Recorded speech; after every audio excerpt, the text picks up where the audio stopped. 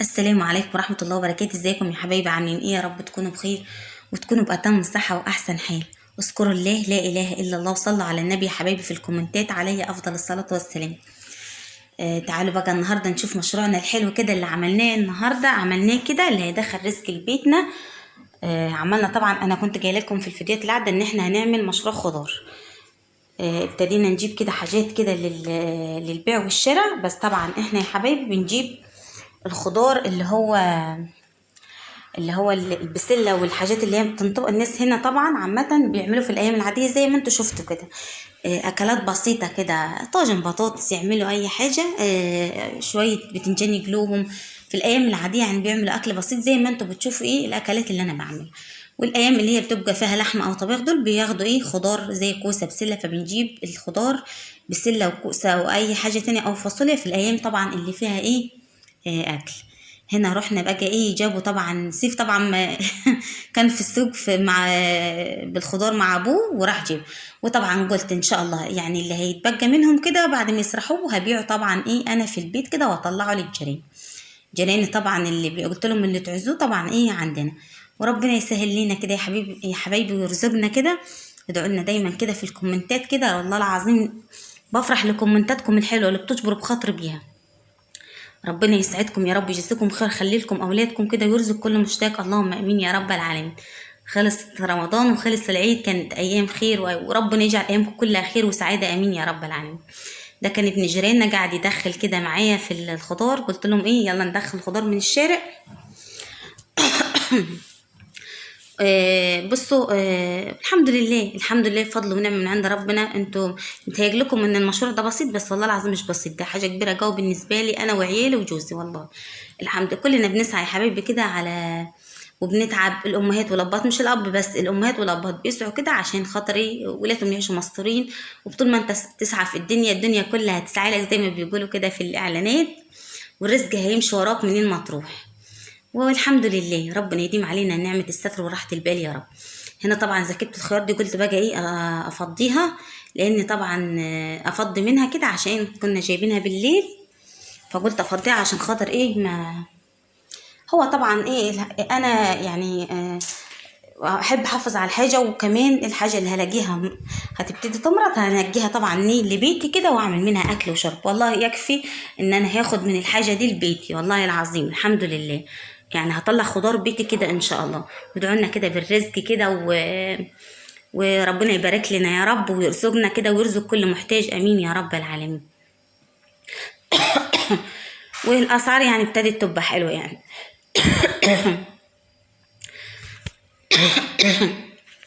الكحه مسكاني مش عارفه ليه. المهم انا كنت طلعت كده ابتديت بقى اشوف بقى ايه اللي جايبينه كده عشان ايه ما فيش حاجه تبوظ عندي. والاسعار حلوه، قلت ابيع اقل من الناس تجيني بره عشان خاطر ايه، وده رضا وفضل وربنا يبارك لي ونبيع ونطلع الحاجه دي وابقى اقل من الناس. يعني انا كمان ببيع اقل من الناس اللي هي بتبيع في. عايزاكم كده يا حبايبي دعوة حلوة كده من قلوبكم كده في الكومنتات الحلوة كده، ولايك حلو للفيديو. ربنا يديمكم نعمة في حياتي يا رب ويخليكم ليا وما تحرمش منكم ابدا، يسعدكم كده ويخليكم ليا والله العظيم بحبكم في الله.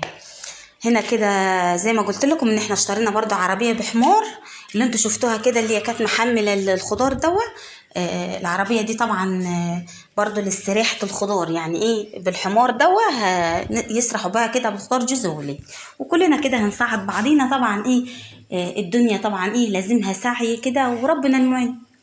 ودينا كده بنسعى كده، وكل الامهات بتتعب والابهات بيتعبوا عشان خاطر ايه ولادهم يطلعوا مستورين في الدنيا، يلاقوا حتى بيت يستروا فيه. ربنا يرزق كل واحد كده باللي نفسه فيه كده يحقق له امنيته. هنا كنت بقول لكم بص عملت باب البوتاجيز. الراجل اللي هو زي ما قلت لكم انا رنيت قبل كده على الشركه، قالوا لي هتتكلف ثمن الجزاز، فقلت لا الجزاز كده كده حتى لو عملته هيتكسر تاني لانه مش بيستحمل. فالراجل اللي هو بيصلح لي اي حاجه بتبص في البيت رنيت عليه وجه جاب لي صاج للباب، صاج سلس زي الصاج بتاع البوتاجيز وركبه لي بس، وعطوته اجرته كده وركبه لي وصلح لي. كان في عين في البوتاجيز مش بتولع، ظبطوا لي وخلوه لي زي الفل. ودلوقتي بعمل عليه اكل كده، رحت جبت بقى كيلو الا ربع لحمه للعيال وقلت اعمل لهم بقى ايه شويه خضار عليهم، فاصوليا. مش بقول لكم ان بصوا يعني كفايه طلع لي خضار بيتي. اخدت بقى ايه شويه فاصوليا كانوا فايضين معاهم من السوق اللي فات، قلمتهم وقلت بقى ايه اعملهم للعيل واعمل لهم جنبهم ايه شويه رز. الحمد لله يعني بصوا والله العظيم ما تتخيلوش ان المشروع الخضار ده رغم هو مش بسيط والله، ده حاجه كبيره جو بالنسبه لي وبالنسبه لعيالي وجوزي، ان ربنا هيرزقنا منه الحمد لله. انتوا كنتوا عارفين ان ابو محمد بيشتغل رزق يوم بيوم وعلى فضل كريم، يعني بيطلع اللي بربنا في شغل فيه ما فيش خلاص. فاحنا قلنا باجي العربيه دي وشويه الخضار دول كده هيطلعوا لنا رزق لبيتنا ان شاء الله الحمد لله. هنا طبعا يا حبايبي رحت بقى ايه قلت اعمل العيال شويه اكل حلوين كده. قلت اعمل لهم بقى رحت جبت كيلو الا ربع لحمه، اللحمه لسه غاليه نار لحد دلوقتي يا رب تنزل شويه. ورحت بقى قلت اعمل لهم ايه وفورت بقى انا طبعا لما باجي اعمل الاكل للعيال عشان اعمل لهم شويه رز بنجي حتتين البيض اللي هم في اللحمه وفورهم عشان اعمل ايه شويه شوربه. واخدت بقى كام طماطمايه وخيارايه من الخضار اللي كنت جايباه، عملت لهم ايه طبق سلطه. قلت اعمل لهم كده اكله حلوه كده ايه ياكلوا منها.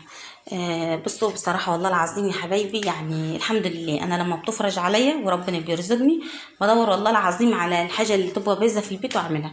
عملت البوتاجاز وظبطته وخليته زي الفل والباب بتاعه بوج جميل، كنت زعلانه عليه لما اتكسر. والسباكه تحت الحنفيات قلت الراجل كده جنبينا سباك بتعالى بصلي على الحنفيات كده عشان تظبطها لي عشان طبعا ايه شر ميه كتير.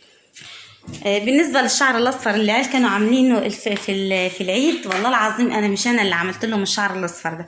شهد راحت جابت حنه حطوا لي منها في ايديا، قلت لهم انا مش بتقعد حاجه في ايدي عشان خاطر ايديا في الميه اليوم كله، اللي بيشتغل في الميه كده مش هتقعد حنه ولا هيقعد الكلام الفاضي ده في ايده.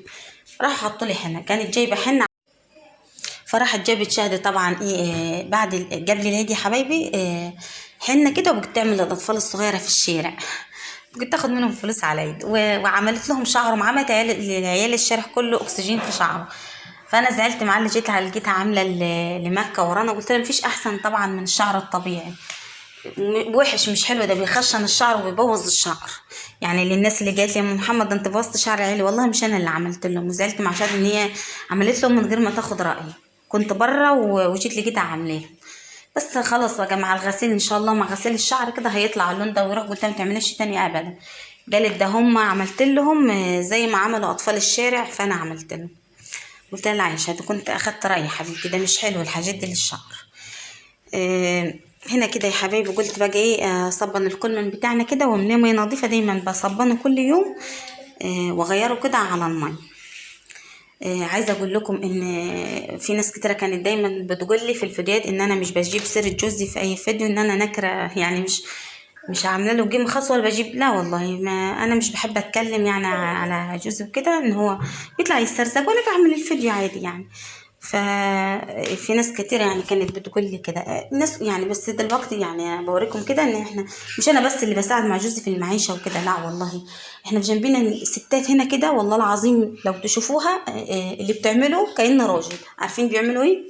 طبعا هنا الناس جنبينا اللي هم جيراني بيزرعوا كده جمح، يعني متأجرين ارض وبيزرعوها جمح، والله العظيم بيروحوا يحصدوا مع جوازتهم بيحصدوا بالمحشة زيهم، يقوموا بدري يحصدوا معاهم عشان خاطر يوفروا أجرة أنفار. واقفين مع يعني بصوا بهايم وكل حاجة واقفين مع يعني مع بيوتهم، مش أنا مش الستات كلها عندنا عامة كده في الريف كده بتتعب كده عشان خاطر ولادهم وعشان خاطر ايه يستروا في الدنيا وولادهم كده يلاقوا بيت يستتروا فيه، محدش يطلعوا يدعوا علينا او يقولوا ما عملتلناش حتى اوضه ملك نستتر فيها. فطبعا كلنا بنتعب ونسعى عشان خاطر رزق ولادنا، مش انا بس يعني، ربنا المعين يرزقنا ويرزق كل من قال امين يا رب ويحقق ليكم اللي تتمنوه. كل اللي نفسه في حاجه كده ربنا يديها له يا رب امين يا رب العالمين. الحمد لله والله العظيم تاني الواحد فرحان ان اموره اتيسرت الحمد لله بفضل ربنا، ثم انتم ثم الناس الطيبه اللي وقفت معايا، ربنا يسعدهم يا رب ويخليكم ليا وما تحرمش منكم ابدا ويديمكم نعمه في حياتي امين يا رب العالمين. هنا بقى كنت جايبه لهم بقى ايه كيلو شهد. انتوا بتسموه المهم قالوا يعني متهيألي انتوا بتسموه كانتالوب او كده صح. فقلت بقى ايه كان اضربهم لهم كده واعملوه لهم ايه عصير بيبقى طعمه حلو خالص كانتالوب.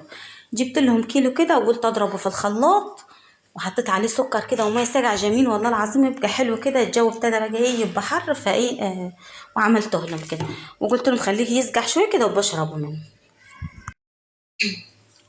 عايزه اقول لكم ان طول ما انت ماشي بنيه سليمه وبتعامل ربنا في كل شيء، ربنا هيكرمك تاني وتالت كده ويرزقك كمان تاني وتالت. وربنا بيدي كل واحد على قد نيته وعلى قد طيبة قلبه، وانا الحمد لله ربنا كرمني الحمد لله. دايما بحمد ربنا على الحلوة وعلى الوحشة قبل الحلوة، فعشان كده ربنا بيديني لان شكرتم لأزيدنكم. الحمد لله والشكر لله. هنا كده يا حبايبي بقى ايه كنت خلصت الاكل خلاص، كنت بطلع الورق اللوري اللي كنت رميه في الشوربه.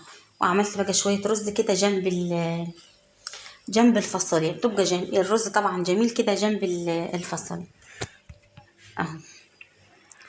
يلا اتمنى منكم بقى ايه لايك من ايديكم كده، تسلم ايديكم وعينيكم، وتعالوا تعشوا معانا يا حبايبي، انا كنت عاملاه عشاء. اتمنى ما تنسونيش في اللايك الحلو يا حبايبي، ربنا يخليكم ليا يا رب، يديمكم نعمه في حياتي، امين يا رب العالمين. مع الف سلامه.